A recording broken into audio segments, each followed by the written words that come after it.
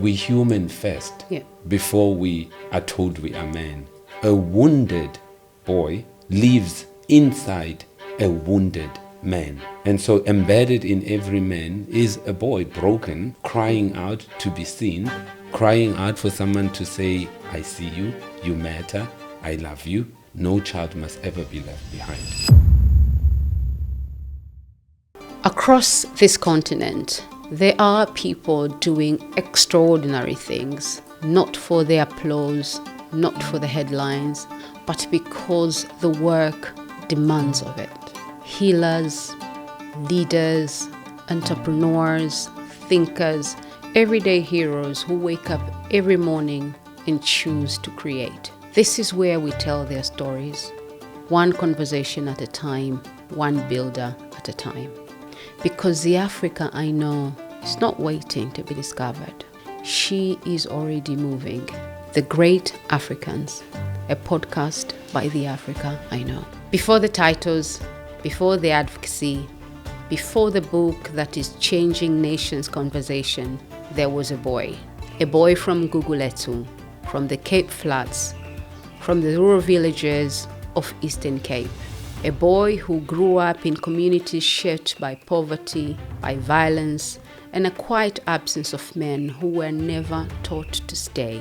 That boy became Dr Mzamo Masito, Google's Africa first Chief Marketing Officer, a leader at Unilever, Nike, Vodacom, and now Canva. A man who sat in boardrooms of the world's biggest companies and chose to walk back to communities that raised him. 20 years ago, he co-founded Man African Care, a non-profit dedicated to boys no one was fighting for. And this year, he published a book that is shaking South Africa awake. This country hates our boys. The message is simple and really quite profound. Hurt boys become hurting men. If we want to end the cycle, we must go back in the beginning. Every man is every boy. This is Dr. Mzamo. Mzamo, what is the Africa you know, the one that you have seen through your work with boys and men across the continent? The Africa I know is still communal, not communist, but communal. Yet, what I have observed is that since, I guess, Beijing 1995 declaration, where we made a commitment that we will promote gender equality, we will make sure women and girls, persons with disability, LGBTQAI plus community is not left behind. In that process, which is the right thing to do, we forgot to include the boy child. And now the boy child is falling behind and failing dismally at school. The girl child, in areas of education, health, care roles, you name it, is starting to show signs since 1995 of flourishing, thriving. And boys, on the other hand, are falling and being left behind. So the biggest challenge is, how do we make sure that no one falls behind? In this case, how do we make sure that our girls who are now thriving, when they do decide to date, when they do decide to marry, they are going to find a partner who is whole, a partner who matches them at the level they want to be matched, not a dating gap. A marriage gap, no children gap. Very interesting and correct. You say in your book, and I quote, every man is every boy. What does that mean to you personally? What it means, like when we say every man is every boy, is that no man is born a man. We come out of our mother's womb. We don't come out of our mother's womb with like full testosterone on ready to work or ready to start a business. Yeah. It doesn't work that way. We even earlier on in our mother's womb, we are actually all girls. And then we grow this Y chromosome at some point, which makes us male. But we human first, before we are told we are man. And a wounded boy lives inside a wounded man. And the man that we see that is broken with a broken interiority, that broken interiority with well-decorated exteriority, it didn't just break when he became an adult male. It broke in childhood. And so embedded in every man is a boy broken, crying out to be seen, crying out for someone to say, I see you, you matter, I love you, so that he can become whole. That's why we're saying in every man there's every boy, and every boy there's every man, because the two you can't disassociate or disconnect. What would you say to the young African boy who feels like he's on his own? You know, when Stibiko used to say, black man, you are on your own. It was literal, but it was also thing to say, in being communal, Africans have not also allowed people to get away with individual responsibility. So it is, communal doesn't mean we without I. It's I and we. So the boy also has agency. He also has responsibility to contribute towards his own thriving and flourishing, while also expecting the community to also help out, because it takes a village to raise every human being, including a boy. So the message to a boy will be, the village needs to help. The village needs to acknowledge that the boy is being left behind. The old norms, the old masculinity script that a man must, indoda must, some of those scripts needs to be revised so that boys don't complete suicide at 5 times the rate.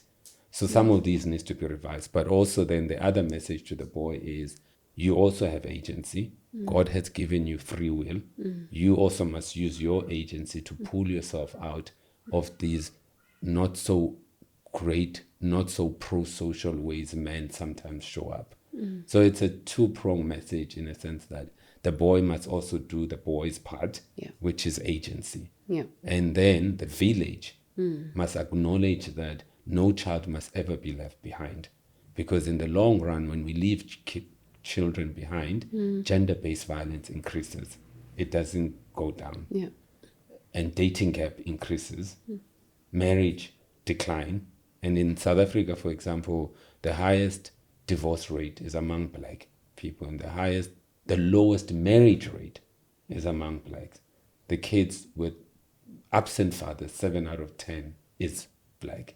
So if we want to end all of these things, and we need to both make sure the boy understands is empowered enough to have agency to also help himself, the village contributes, then the I and the we is in balance. What did you need to hear as a boy that no one ever said to you? Because I'm a boy who grew up with the wounding of abandonment and in a violent home, I guess it's the same that all other humans need to hear, that you matter. It's mattering, and that as a boy by age 4 or 5, you are told less, I love you. Because somehow society is preparing you to be a man. And somehow you're supposed to be a man that at a young age stops being hugged, stops being told, I love you, and stop being told you matter. And those are nothing to do with, those things don't make you less of a man. They actually make you a better human being who happens to be a man. So I don't understand why we are so obsessed with grooming a man rather than grooming a human being whose interiority is healthy, who has been told, you matter, I love you, and hugs, lots of hugs at a young age. And stop this thing that, no, the boy will hug girls more, will tell girls more, but the boy must just...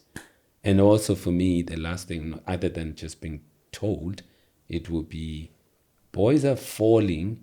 The reason they are falling 6 feet deep, no one's catching. My luck, it's not that I was not falling. My luck, someone caught me before I fell 6 feet deep. So the falling happens, but many people get lucky. Some, they get caught before they fall 6 feet deep. I got caught early, then I got steered towards the right direction. So it's not like I was making the greatest decisions. I was making bad decisions, young, from drug selling, but someone caught me. And that too is many words, no need to say anything. The fact that they caught me and then they took me to scouts, then they took me here. It said what they couldn't say in their mouth, with their mouth, that I love you, you matter, I see you. That just being caught before you fall 6 feet deep is probably even better than someone saying it in out loud. And that saved my life. And I wouldn't be here if my stepdad didn't catch me, or else I was going down, prison, death, gangsters was just going to be my life. But he caught me. And that 1,000 words in one act. So I wish more boys could be caught and someone catches you before you fall 6 feet under and you can't come out. Then that's harder to come out. So that's what I'm hoping. More than people saying, I love you, you matter, more hugs. Yeah. Just catch as many boys before they fall 6 feet under. And you would have said 1,000 words by just catch. Dr. Mzamo, thank you very much. Thank you.